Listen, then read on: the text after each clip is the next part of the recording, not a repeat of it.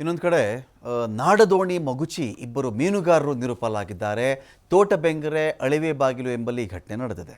ದೋಣಿ ಮಗುಚಿ ಹೋಗಿ ಅಲ್ಲಿ ಕೂಡ ಇಬ್ಬರು ಮೀನುಗಾರರು ನೀರುಪಾಲಾಗಿಬಿಟ್ಟಿದ್ದಾರೆ. ತೋಟಬೆಂಗರೆ ಅಳಿವೆ ಬಾಗಿಲು ಎಂಬಲ್ಲಿ ಒಂದು ಘಟನೆ ನಡೆದಿದೆ. ಇನ್ನೊಂದು ಕಡೆ ವಿದ್ಯುತ್ ಶಾಕ್ ಹೊಡೆದು ಪವರ್ ಮ್ಯಾನ್ ಬಲಿಯಾಗಿದ್ದಾರೆ. ಬೆಳ್ತಂಗಡಿಯ ಒಡಿನ್ಮಾಳ ಗ್ರಾಮದ ಕುಮ್ಮಂಜ ಎಂಬಲ್ಲಿ ಒಂದು ಘಟನೆ ನಡೆದಿದೆ. ಇದಲ್ಲದೆ ಮಲಗಿದ್ದವರ ಪಾಲಿಗೆ ಒಂದು ಕಡೆ ಮಳೆ ಅವರಿಗೆ ನರಕ ಆಗಿ ಪರಿಣಮಿಸಿಬಿಟ್ಟಿದೆ. ತಡರಾತ್ರಿ ಒಂದು ಗುಡ್ಡವೇ ಕುಸಿದುಬಿಟ್ಟಿದೆ ಮನೆ ಮೇಲೆ.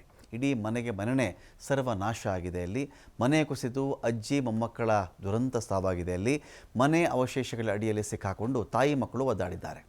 ಮಕ್ಕಳನ್ನು ಉಳಿಸಿ ಎನ್ನುವ ತಾಯಿಯ ಪ್ರಾರ್ಥನೆ ಕೊನೆಗೂ ಫಲಿಸ್ತಿಲ್ಲ. ಅಲ್ಲಿ ಹೇಗಾದರೂ ಮಾಡಿ ಮಕ್ಕಳನ್ನು ಕಾಪಾಡಿ ಅಂತ ಕೂಗಿದ್ದಾರೆ ತಾಯಿ ಕರುಳು.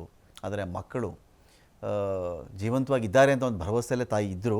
ಅವಶೇಷಗಳ ಅಡಿಯಿಂದ ರಕ್ಷಣೆ ಮಾಡ್ತಾ ಇದ್ದಂತೆಯೇ ಮಕ್ಕಳನ್ನು ಅವರು ವಿಚಾರಿಸ್ತಾರೆ, ಹೇಗಿದ್ದಾರೆ ಮಕ್ಕಳು ಅಂತ. ಮಕ್ಕಳ ನೆನಪಿನಲ್ಲಿಯೇ ಆಸ್ಪತ್ರೆಯಲ್ಲಿ ಚಿಕಿತ್ಸೆ ಪಡ್ಕೊಳ್ತಾ ಇದ್ದಾರೆ ತಾಯಿ. ಈ ಸ್ಥಿತಿ ಯಾರಿಗೂ ಬರಬಾರ್ದು. ಅಂದರೆ ಮಕ್ಕಳನ್ನು ಅವರು ಒಂದು ಕಡೆ ರಕ್ಷಣೆ ಮಾಡಬೇಕು ಅಂತ ಪ್ರಯತ್ನ ಪಟ್ಟಿರ್ತಾರೆ, ರಕ್ಷಣೆ ಆಗಿರಲ್ಲ. ಇವರೇನೋ ಜೀವಂತವಾಗಿ ಬಂದಿದ್ದಾರೆ, ಆದರೆ 2 ಮಕ್ಕಳು ಕೂಡ ಸತ್ತು ಹೋಗಿದ್ದಾರಲ್ಲ. ಆ ಪುಟ್ಟ ಮಕ್ಕಳ ಸಾವಿನ ಬಗ್ಗೆ ಈ ಕ್ಷಣಕ್ಕೂ ಆ ತಾಯಿಗೇನೂ ಗೊತ್ತಿಲ್ಲ.